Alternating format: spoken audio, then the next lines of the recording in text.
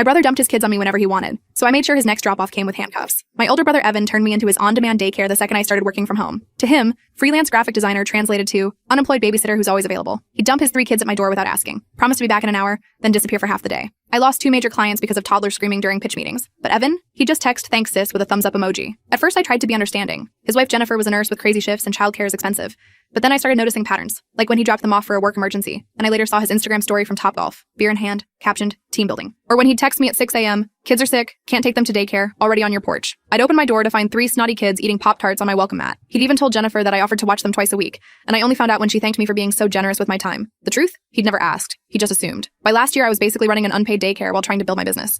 But everything changed 3 months ago when I got selected as a finalist to design thumbnails for a massive content creator. This was the opportunity I'd been working toward for years. Steady income, incredible exposure, the kind of job that could transform my entire career. The company was flying me to North Carolina for the final interview and design challenge. I told Evan about it 3 weeks before the trip, even showed him my flight confirmation and explained how important this was for my future. He barely looked up from his phone. Whatever, your little art projects can wait. Family comes first. That's when it clicked. He had his own quarterly sales presentation scheduled for the same morning as my flight. I could see it in his dismissive smirk that he was already planning to dump his kids on my doorstep. So I made a simple plan. I knew Evan would show up early to drop the kids off before his meeting, probably around 6:30 a.m. like he always did. My flight to North Carolina wasn't until 9 a.m., but I left for the airport at 4 a.m., leaving my house completely dark as if I were still asleep. By 5:30, I was sitting at my gate with an iced coffee, watching my Ring doorbell app and waiting. Sure enough, at 6:47 a.m., I got the motion alert. I watched in real time as Evan's minivan pulled into my empty driveway. My car was obviously gone, but he didn't care. 3 small kids climbed out in their pajamas into the 38-degree February morning. He didn't even get out to check if I was home, didn't notice my missing car, didn't knock to make sure I answered. He just watched them walk to my porch and drove away. The second his taillights disappeared, I called 911. This was exactly what I'd been waiting for. Him finally crossing a line he couldn't uncross. Hello,